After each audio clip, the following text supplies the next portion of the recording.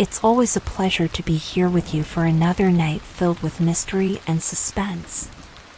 Tonight, I have some truly chilling stories to share, tales that will make you question what lurks in the shadows, what watches from the darkness, and what might just be waiting for the right moment to reveal itself. Some stories are whispered in hushed voices, others are dismissed as figments of the imagination, but tonight, we dive into 4 encounters that might just be more real than you'd like to believe. My name is Amanda Delvey, and I invite you to join me as we step into the unknown. Are you ready? Let's begin. My name is Joseph Miller, and this story took place several years ago, on a Christmas Eve I will never forget. That year, I decided to visit my grandparents, who lived in a small town called Ashford, Texas. I knew they didn't celebrate Christmas the way they used to. Over time, my uncles and aunts stopped visiting, always finding an excuse to be elsewhere. Still, my grandparents preferred to stay in their humble home, keeping their traditions intact. And I wanted to be there with them that night, on December 24th. That evening, we had a simple dinner. Chicken, pasta, and some sweet bread. There were no gifts, no decorations, but there was something special about being there with them. After dinner, I helped my grandmother clear the table while my grandfather sat down to rest in his favorite chair. It was almost 11 p.m. when they said goodnight and sent me to bed. I had a small room facing the street. It was cold, but cozy. I lay down, feeling drowsy, so I put on my headphones to listen to music and relax. I must have fallen asleep quickly because I don't remember much after that. But at some point, something woke me up. It was a strange sound, like the neighing of a horse. At first, I thought it was just part of the music I had been listening to, but soon I realized it wasn't. I pulled off my headphones, and everything fell silent. Except for a faint noise coming from outside. I checked my phone. It was 3:05 a.m. Just as I was about to lie back down and put my headphones on again, that eerie neighing echoed once more, this time louder and closer. I froze, trying to convince myself that it was just some wandering horse. After all, this was a small town, animals weren't uncommon. But what happened next sent chills down my spine. A deep voice murmured outside, as if someone was whispering to calm the horse. Then, the unmistakable sound of wooden wheels creaking against the dirt road filled the air. The cart began to circle the street, passing slowly in front of the house, again and again. My heart pounded so hard I could hear it in my ears. Each time the cart passed, I felt something shift in the atmosphere, an unsettling presence lingering in the air. Against my better judgment, I moved toward the window. Every instinct screamed at me not to look, but curiosity won over. I carefully parted the curtain, just enough to see outside. And what I saw froze me in place. There, in the middle of the street, was a cart, but it was transparent. I could see right through it, as if it were made of mist. The same was true for the horse pulling it, ghostly, otherworldly. The cart moved without touching the ground. Yet every step of the horse echoed through the silent night. The rider was dressed in a long black cloak that covered his entire body. His head was bowed, as if he didn't want to be seen. I stood there, paralyzed, unable to tear my gaze away from the spectral figure. Suddenly, the door to my room burst open, and my grandmother rushed in. She was pale, her eyes wide with fear. Without hesitation, she grabbed my arm and yanked me away from the window. "Don't look. You must never look at it," she nearly screamed. She pressed a rosary into my hands and added urgently, "Pray. Right now." Without questioning her, I did as she said. Together, we prayed until the sound of the cart finally faded into the distance. When we finished, she looked at me with deep seriousness and whispered, "That is the death cart. They say that anyone who sees it doesn't live to tell the story." A cold dread washed over me. Was my fate already sealed? I spent the rest of the night wide awake, whispering every prayer I could remember. Days later, I went to the doctor, not because I was sick, but because I couldn't shake the feeling that something terrible was going to happen to me. Strangely, I was completely fine, even though the legend says no one survives after seeing the death cart. I did, but I don't know why. To this day, every time I think about that Christmas Eve, I feel a mixture of fear and gratitude. Maybe it was my grandmother's faith that saved me.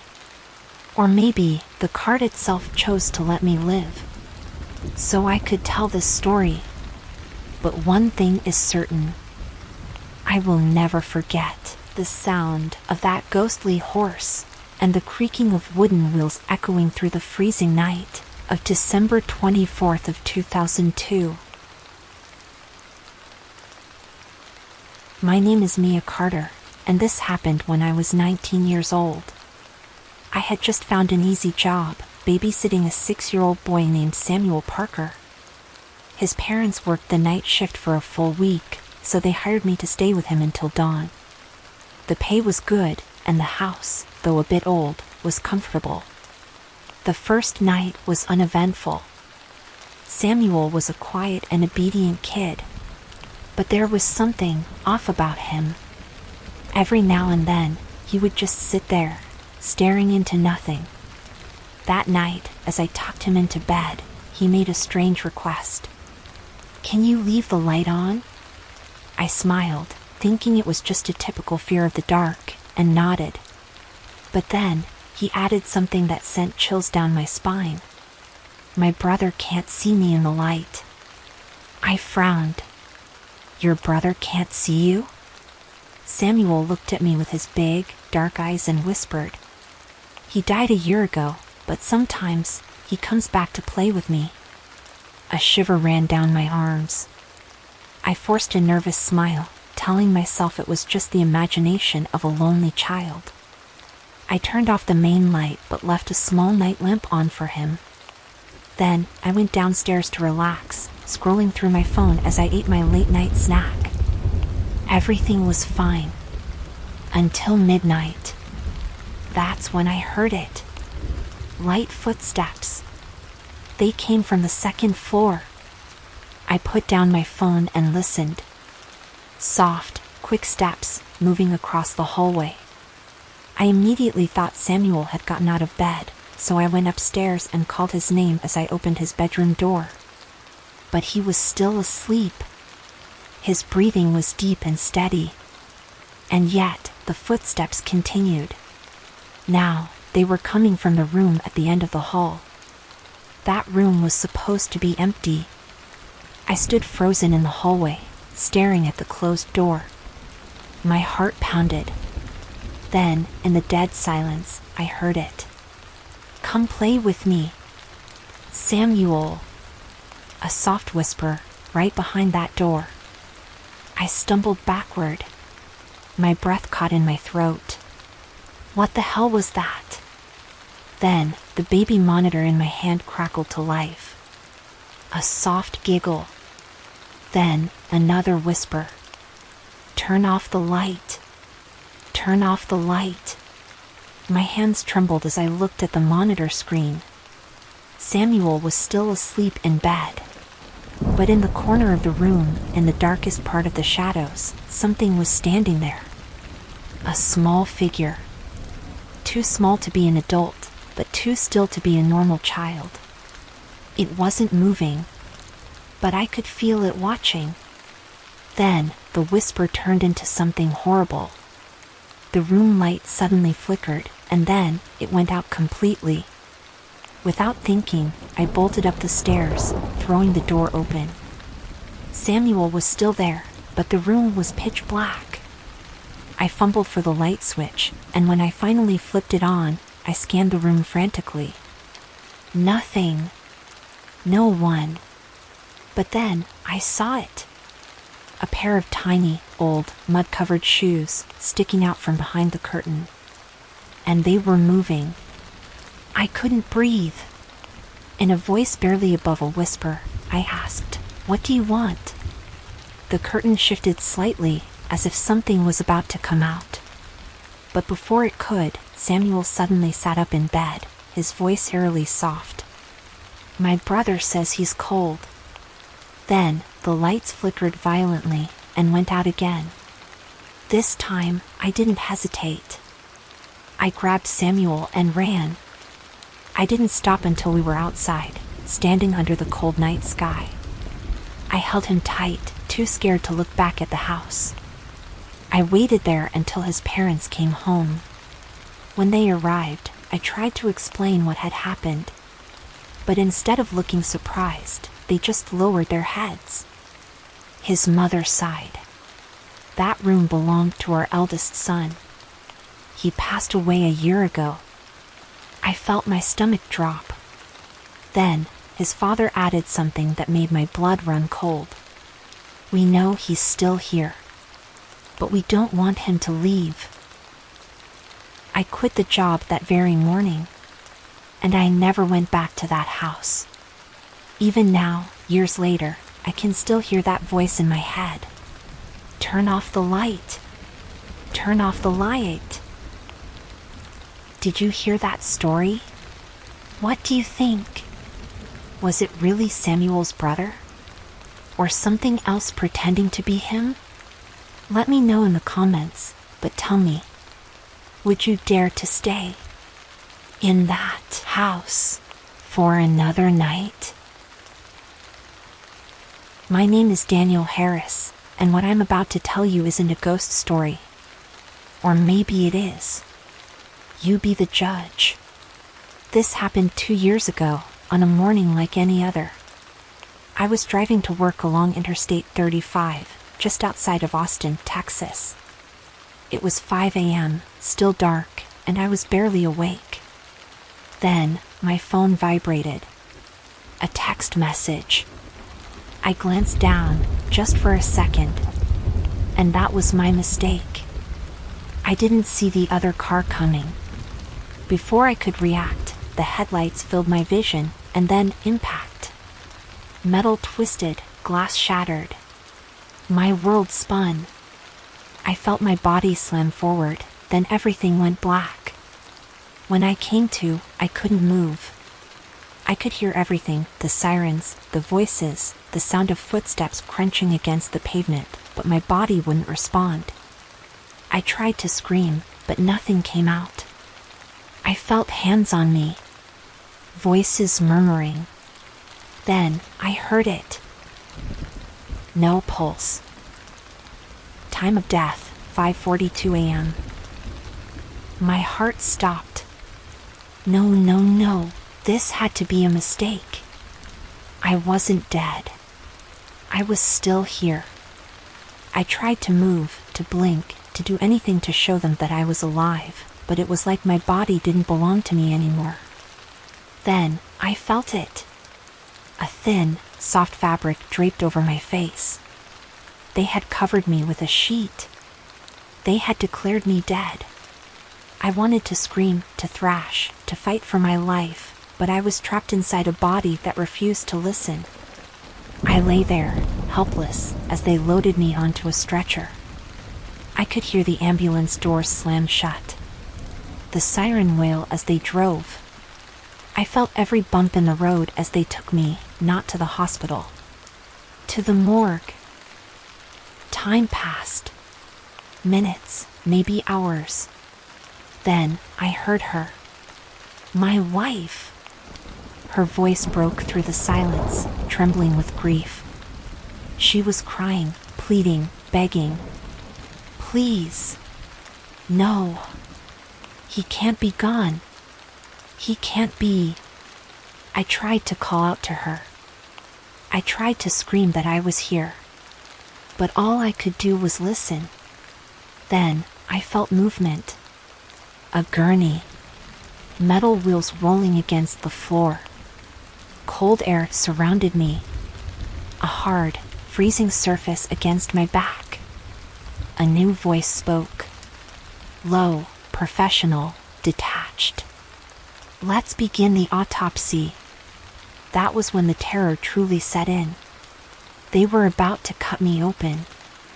I had seconds before they sliced into my body. I gathered every ounce of strength I had left, and I screamed.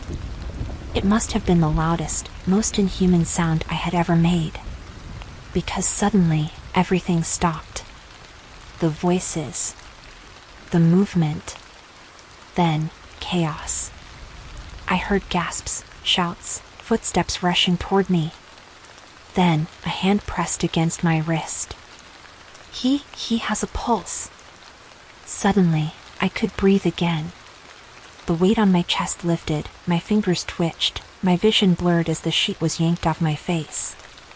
The overhead lights blinded me, but I didn't care. Because I was alive.